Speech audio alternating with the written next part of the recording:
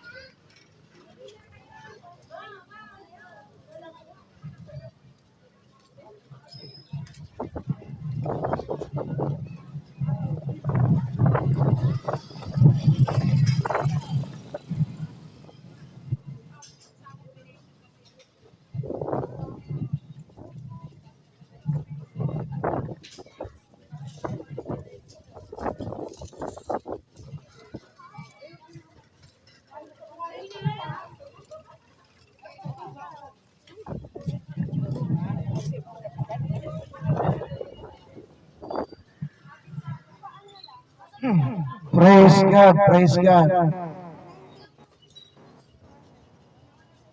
According to Matthew chapter 5, verse 28, but I say unto you that whosoever looketh on a woman to lust after her hath committed adultery with her already in his heart. Sinasabi ng salita ng Diyos, ang sino man daw tumingin sa isang babae na may pagnanasa ay nagkakasala na ng pangangalo niya. Sa panahon kasi natin ngayon, lalo na sa social media, marami ang nagtatalo-talo tungkol sa mga pananamit ng mga kababaihan. Pinag-uusapan ngayon sa social media yung tungkol sa isang dancer at sa kanyang asawa, kung paano ang mag-asawang ito ay nakakilala sa Panginoon. Kaya naman, ang pananamit ay binago ng Panginoon sa kanyang asawang babae.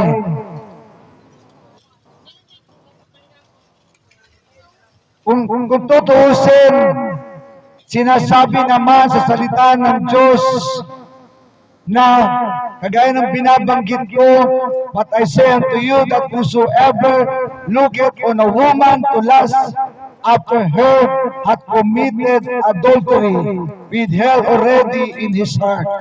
So, Ang tao daw na tumingin sa babae na may pagnanasa ay nagkakasala na ng pangangalunya o adultery. Kailangan po natin mapakinggan ang salita ng Diyos. Ang salita ng Diyos ang siyang magpapalaya sa tao. And you shall know the truth, and the truth shall set you free. Marami kasi sa social media nagtatalo-talo tungkol sa pananamit ng mga kababaihan. Ano ba ang tamang pananamit?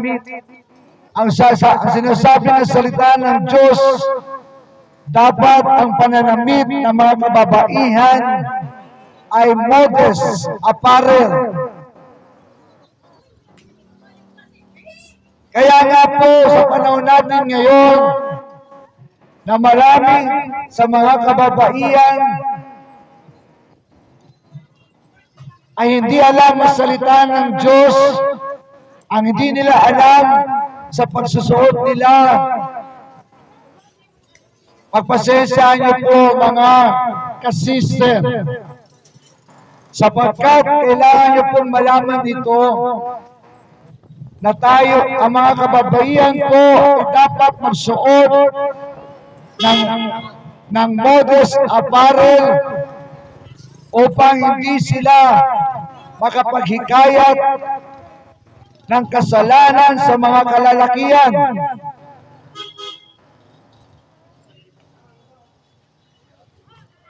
Sapagkat kapag matapos mo mapakinggan ang salitang ito ng Diyos at hindi mo pa sinunod, kapatid, meron ka ng responsibilidad sa Panginoon. Ang mga kababaihan ay dapat magsuot ng maayos na pananamit upang hindi makaakit at makatukso sa mga kalalakihan. Sapagkat sa ating pananamit na magdadala sa mga kalalakihan sa pagkakasala, kapatid, nagkakasala ka din. Hindi lamang yung lalaki na tumitingin sa iyo ng mahalay dahil sa iyong kasuotan, kundi maging ikaw na nagbibigay sa kanya ng ibang motibo o kung wala ka mang motibo, subalit meron kahalayan ng iyong pananamit, kapatid, meron kang pananagutan doon. Kaya nga po,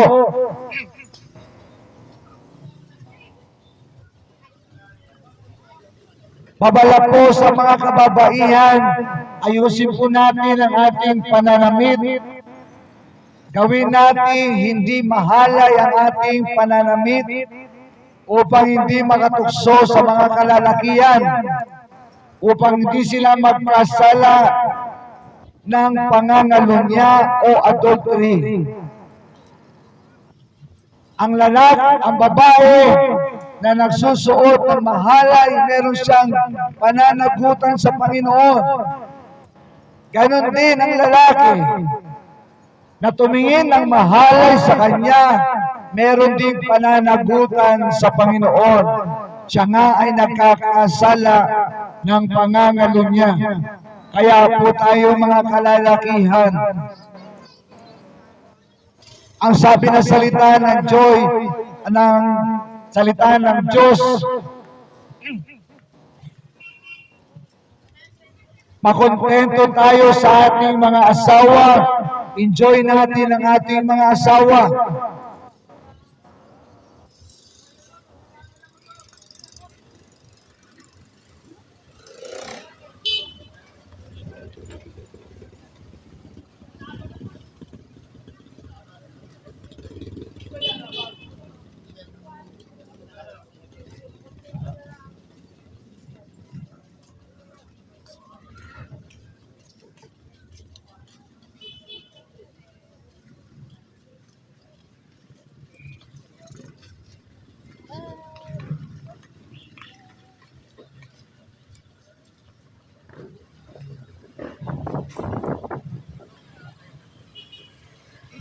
Sabi sa unang Timoteo, 1 Timothy chapter 2 verse 9, in like manner also that women adorn themselves in modest apparel,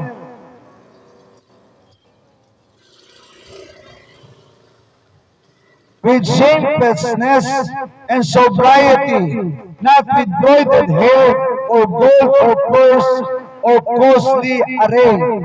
Ang mga kababaihan daw na kinalulugdan ng Panginoon ay yung mga nagsusuot ng modest apparel. Ibig sabihin, kasuotan na hindi naghihikayat ng tukso, hindi naghihikayat ng pangangalunya, hindi naghihikayat ng seducing sa mga kalalakihan. Tayo po lahat ay responsable sa ating mga ginagawa. Meron ka naman tamang pag-iisip. Gawin mo kung ano yung nararapat na tama. Hindi maaaring suot ka lang ng suot ng pananamit na wala kang pakialam sa paligid mo, kapatid. Hindi lang ikaw ang tapos sa mundo. Sa bawat sinusuot natin, ito po ay magdadala sa atin ng pagpapala ng Diyos o ng pagpapalo ng Diyos. Kaya nga po mga kababayan, sinasabi dito magsuot ng mga modest apparel. Ibig sabihin, kaaya-ayang pananamit, hindi mahalay na pananamit. Pasensya na po sa mga sisters o mga kababaihan, sapagkat sa panahon natin ngayon, maraming kababaihan ay hindi alam ang katotohanan ito ng salita ng Diyos. At kung alam na nila, hindi nila isinasabuhay. Hindi mo alam sa iyong pananamit, naghahatid ka ng pagkakasala sa mga kalalakihan. At responsibilidad mo ang kapwa mo. Kapag nagkasala kalalakihan dahil sa iyong pananamit, kapatid, kakasala ka din.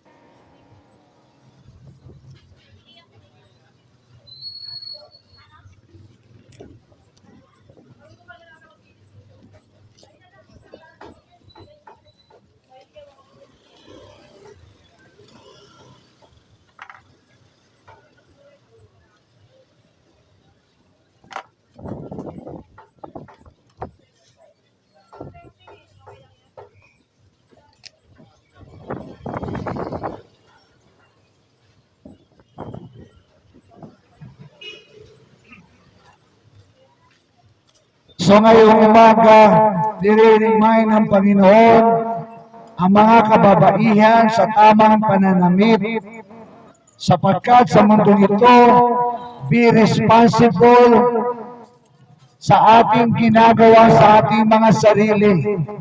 Hindi mo alam, nagkakasala ka na sa iyong pananamit at nagkakasala pang iba dahil sa iyong pananamit. So, dapat po tayong lahat nagtutulungan upang mapabuti ang bawat isa sa ating paligid. Kung ang mga kababaihan magsusuot ng tamang pananamit na hindi magdadala sa kalalakihan sa pagkakasala, sila po ay kalulugdan ng Diyos, sila po ay i-bless ng Panginoon. Subalit kapag sila ang naghahatid sa kalalakihan upang magkasala, sila rin po ay nagkakasala, hindi lang yung kalalakihan, na tumitingin sa kanila ng mahalay. Sapagkat kapag hindi mahalay ang kasuotan ng kababaihan, wala naman siguro kalalakihan magnanasa sa kanya. Kaya nga sabi, modest apparel. O ibig sabihin yung kasuotan na mahaba, na hindi nagbibigay ng tukso o pangahakit sa mga kalalakihan. Sapagkat sa social media, sobra-sobra na ang mga diskusyon tungkol sa pananamit. At ang iba, comment lang ng comment, hindi alam yung kanilang comment. Hindi alam ang salita ng Diyos. Sa totoo lang, ang salita ng Diyos ay istrikto. Subalit, para ito sa ikakabuti ng bawat isa sa atin, lalaki man o babae. Kaya po, reminder sa mga kababaihan,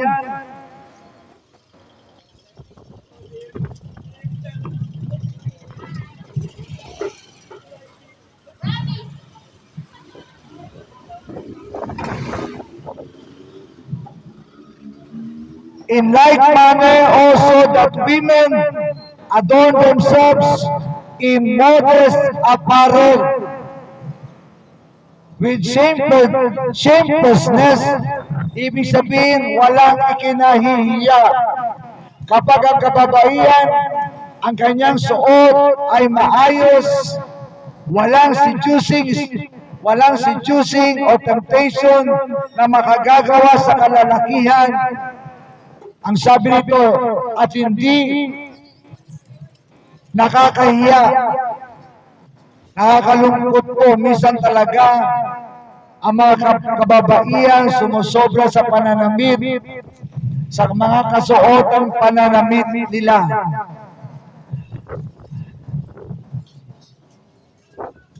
Sa totoo lamang po, ang mga kalalakihan ay madaling matukso.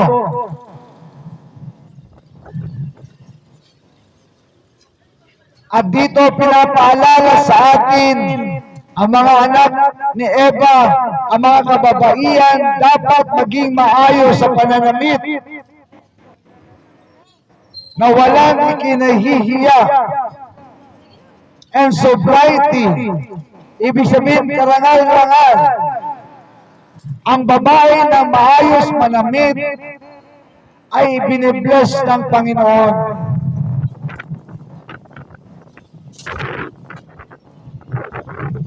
Sapagkat hindi naman dapat ang kababaihan mag-attract sa kalalakihan,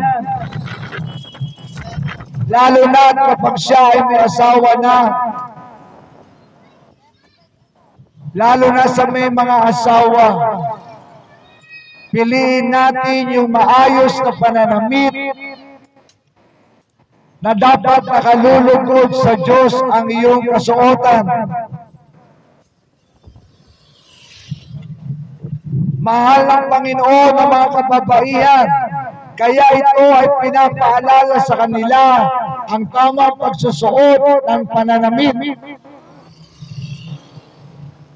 na hindi seducing, hindi tempting na kasuotan, sapagkat kapatid, magdadala ka lang ng kasalanan sa mga kalalakihan at maging sa sarili mo.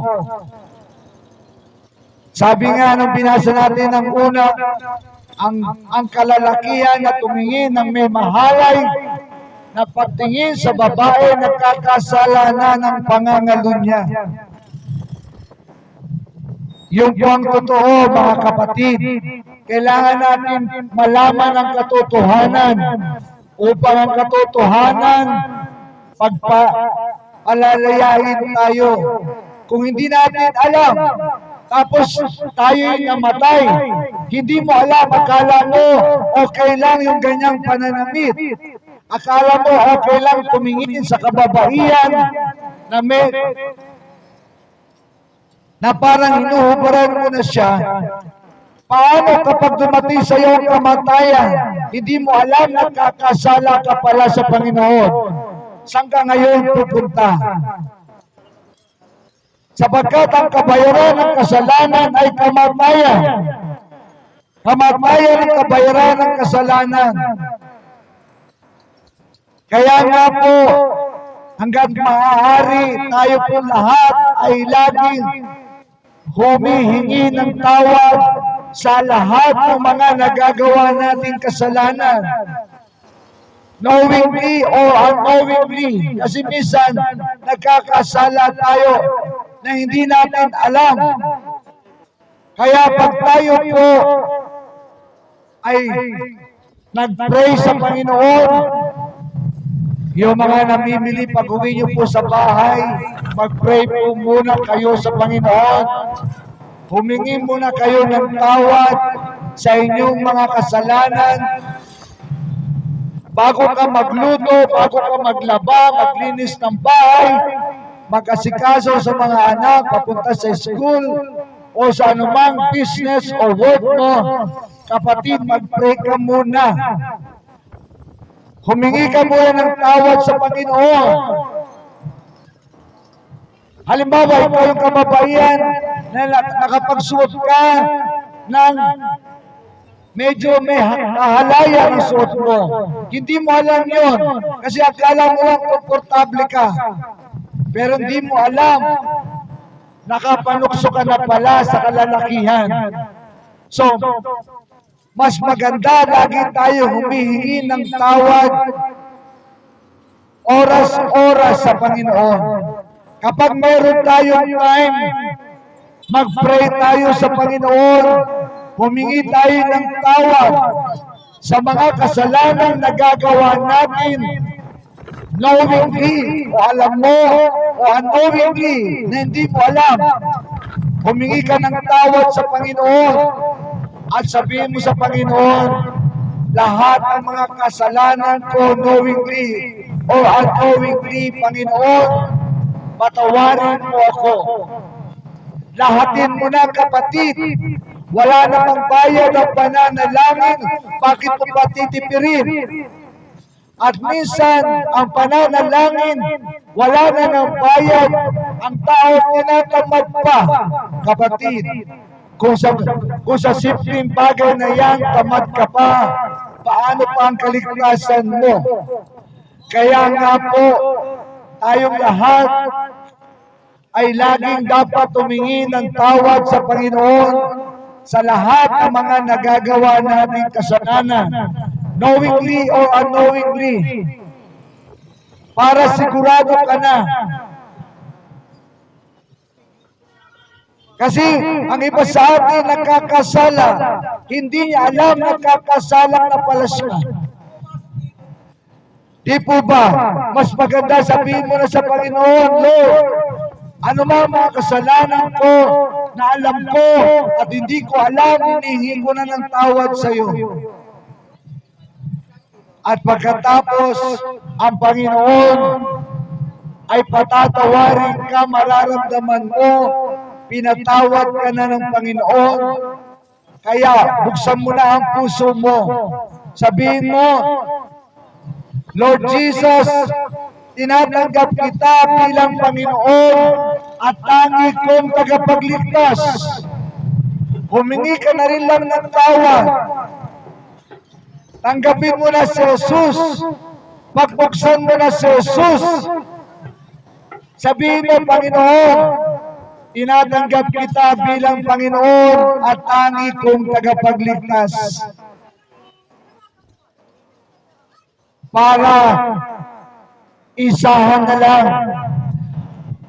Ang pagtanggap sa Panginoon ay minsan lang, kapatid. Kapag nagawa mo na yun, ihingi ka na lang ng tawad sa Panginoon. Ang pagtanggap sa Panginoon ay isang beses lang gagawin. Subalit ang paghingi ng tawad, dapat araw-araw o minsan oras-oras. Sapagkat oras-oras tayo nagkakasala, di po ba? Oras-oras tayo nagkakasala, oras-oras tayo humingi ng kapatawaran sa ating mga kasalanan para masiguro natin ang ating kaligtasan. Sapagkat minsan ang kamatayan biglang dumadating sa atin. Baka nga ang iba sa atin hindi na nagising ngayong araw na ito. O meron kang kakilala na hindi na nagising ngayong araw na ito. O baka ang iba sa atin di natin alam, ngayon na lang pala ang last day mo dito sa mundo. Kaya nga po lagi natin sasamantalahin ang pagkakataon na tayo po ay maligtas. Siguraduhin natin ang kaligtasan natin, kapatid. Yung po ang pinaka-importante sa buhay ng tao, yung siya ay maligtas.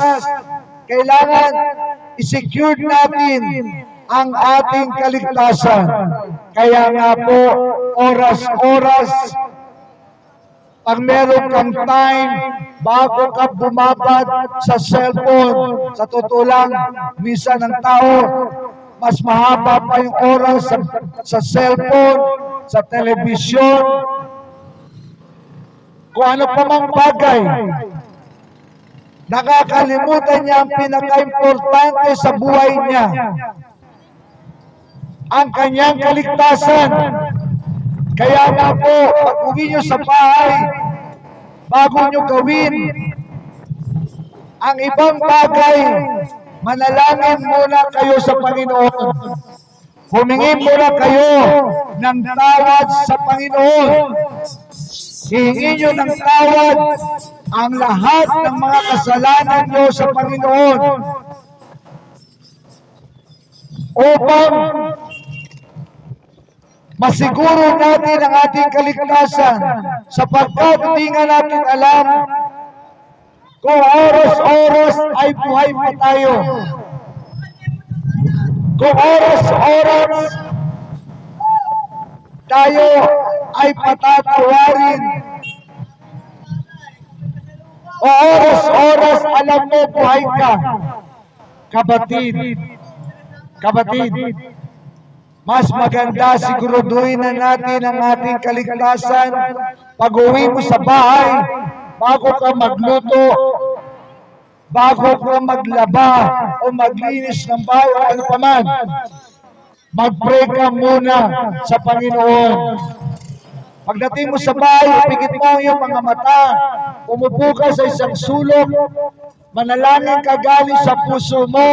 Sabihin mo, Panginoon, patawarin mo ko sa lahat ng mga nagawa kong kasalanan na hindi ko pa nahingi ng tawad sa iyo. Hanggang sa kasalukuyan, Panginoon, patawarin mo ko. At pagkatapos noon, mararamdaman mo, pinatawad ka na ng Panginoon. At tanggapin mo na si Jesus para masecure mo na ang kaligtasan mo. Kung ikaw ay tumanggap ka sa Panginoon bilang Panginoon tagapagligtas, kapatid, yung po ang pinaka-importante mong ginawa sa buhay mo sa araw na ito. Kung nagawa mo na po yan, dati pa, binabati kita. Ang tangi mo na lang gagawin ay humingi ng kapatawaran araw-araw sa mga kasalanan mo.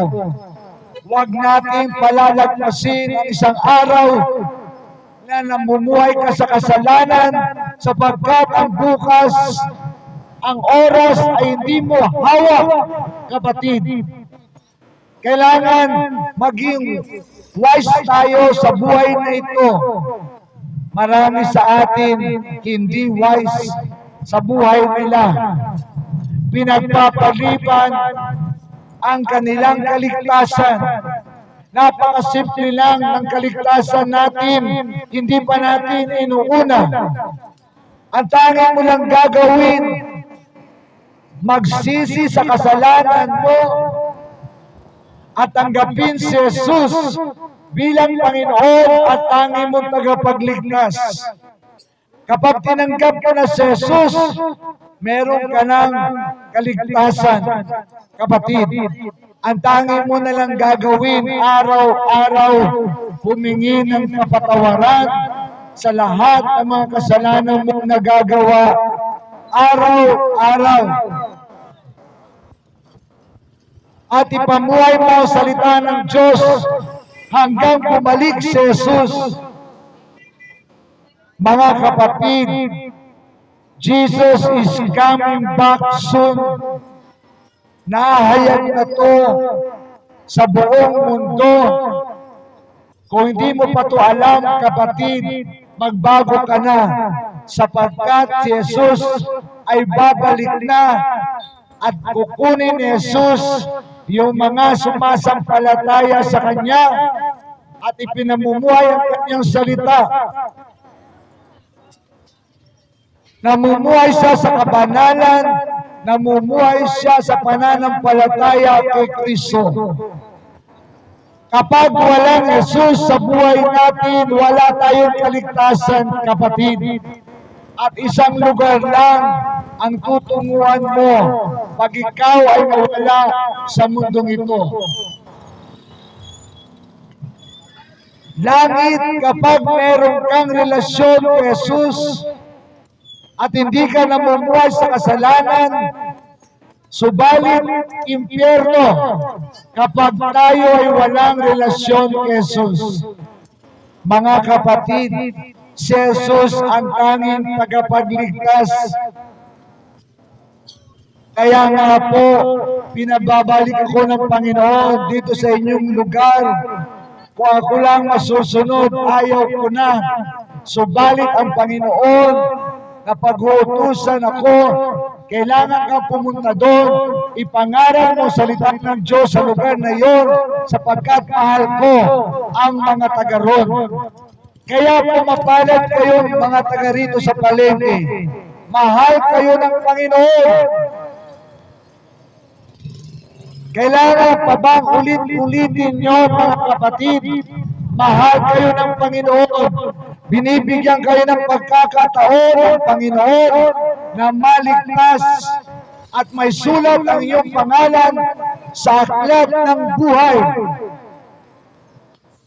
Mga kapatid, unahin natin ang kaligtasan natin sapagkat sinasabi ng salita ng Diyos, what shall it profit a man if he shall gain the whole world but loses his own soul? Sa totoo lang, sabi rin ng salita ng Diyos, napakahirap sa isang napakayamang tao ang pumasok sa kaharian ng Diyos, sapagkat ang tao mayayaman, walang pakialam yan sa Diyos, walang oras yan sa Diyos. Tapos ikaw, hindi ka naman mayaman, wala ka pa rin oras sa Diyos.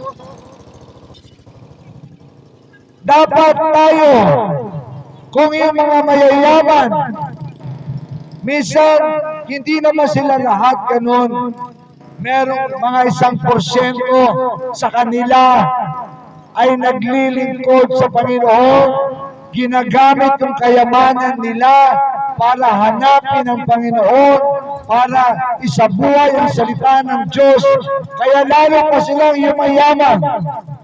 Tapos ikaw na hindi ka naman mayaman, hindi mo pa inuuna ang Panginoon. Kapatid, ito na ang chance mo. Hindi mo pa alam na isa rin sa susi para umangat sa buhay ang sinasabi ng salita ng Diyos. But seek ye first the kingdom of God and His righteousness, and all these things shall be added to you. Ang problema sa tao, hindi nila alam yun. Kaya nga pinapaalam sa iyo ng Panginoon. Ngayon din mismo, unahin mong hanapin ang kaharian ng Diyos. Ibig sabihin, paggising mo sa umaga, mag-pray ka na agad. Pagising mo sa umaga, yung Bible, buklatin mo. Huwag mo sayangin yung Bible mo sa bahay. Ang Bible, hindi po yan pang-display sa bahay at pang-taboy ng masamang espiritu. Ang Bible po, pinabasa po yan.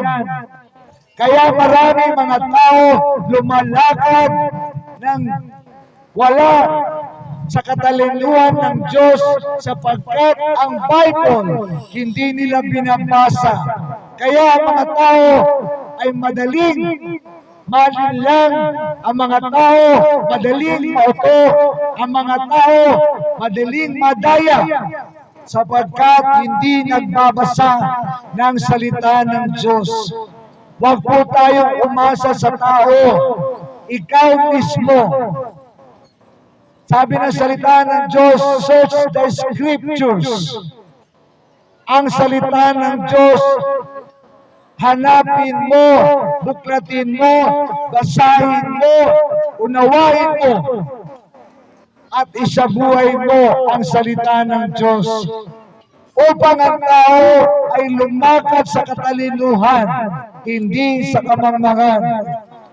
Ang mga tao karamihan, dahil hindi nagbabasa ng salita ng Diyos, lumalakad sa kamangmangan, kaya madali silang madaya, madali silang mauto, madali silang manlinlang, umahasa sa mga tao na magbibigay sa kanila ng salita ng Diyos.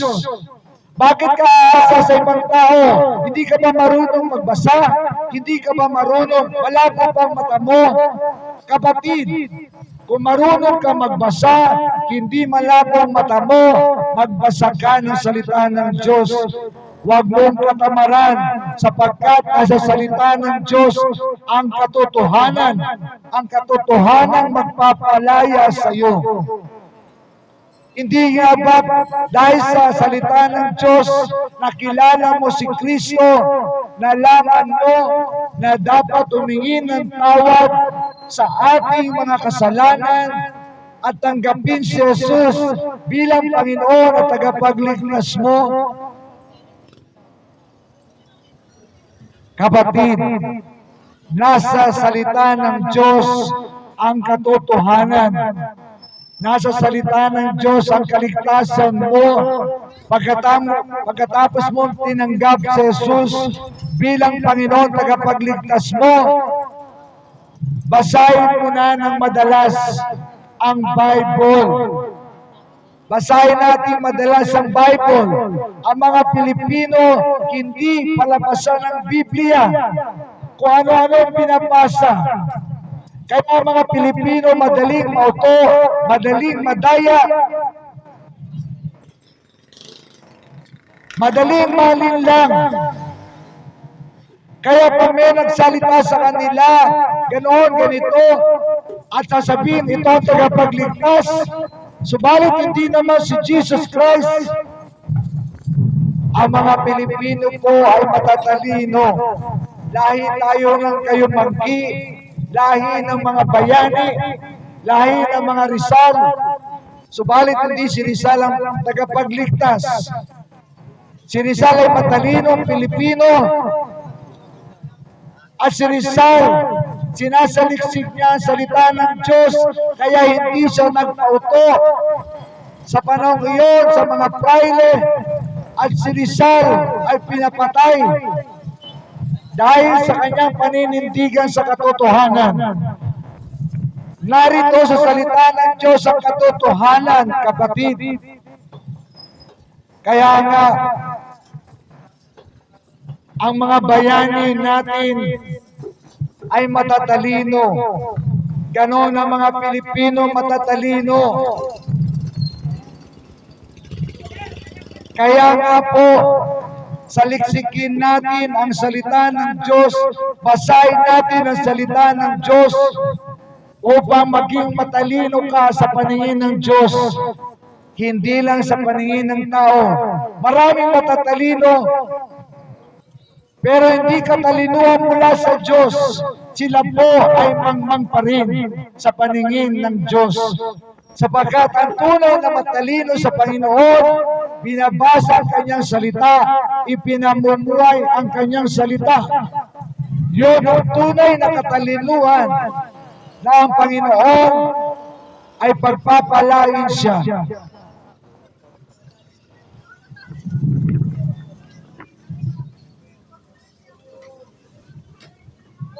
Kaya nga sabi sa 1 Timothy chapter 2 verse 4, who will help all men to be saved and to come unto the knowledge of the truth. Ang nais ng Diyos ang lahat ng tao maligtas, makaalam ng katotohanan na magpapalaya sa kanila upang sila ay maligtas. Tandaan po natin, nais ng Diyos ang lahat ng tao ay maligtas, anumang antas mo sa buhay, mayaman ka man o mahirap, lalaki at babae, nais ng Diyos ay maligtas ang tao. Makaalam ng katotohanan. At sino ba yung katotohanan iyon? Si Jesus Christ. Sabi ni Jesus, I am the truth. Nakakalungkot sa Pilipinas, lalo na po sa mga seniors, minsan ang mga seniors natin, sinasabi nila, ito na ang kinamulatan namin, dito na kami mamamatay. E paano kung yung kinamulatan mo ay wala sa katotohanan, kamamatayan mo yan? Mga seniors, mahal kayo ng Panginoon. Si Jesus lang ang tagapagligtas. Kung hindi mo pa tinatanggap si Jesus bilang Panginoon at tagapagligtas mo, hindi ka pa ligtas, kapatid. Pagbalik-balik na rin naman ang mundo, si Jesus pa rin ang katotohanan. Galing na nga sa bibig ni Jesus, ang sabi ni Jesus, I am the truth. I am the truth. Kaya nga po ako ay napag-uutusan ng Panginoon, ipahayag ang katotohanan ito. Ito po ay walang bayad. Ang pangangaral ng salita ng Diyos ay libre. Wala po akong koleksyon dito. Sapagkat sabi ng Panginoon, ipangaral ng salita ng Diyos, huwag kayo magdala na anumang lukbutan. Kaya po, ako po ay hindi nanghihingi ng donasyon sa inyo. Ewan ko lang sa iba. Subalit, bahala na ang Panginoon sa kanila. Basta ang alam ko, ang Panginoon, binibless ako. Ang Panginoon, hindi ako pinagkukulang. Kung ang iba na nanghihingi ng koleksyon, nasa inyo po yun. Kung magbibigay kayo o hindi. Subalit sa akin po, hindi ko po tatanggapin yun. Sapagkat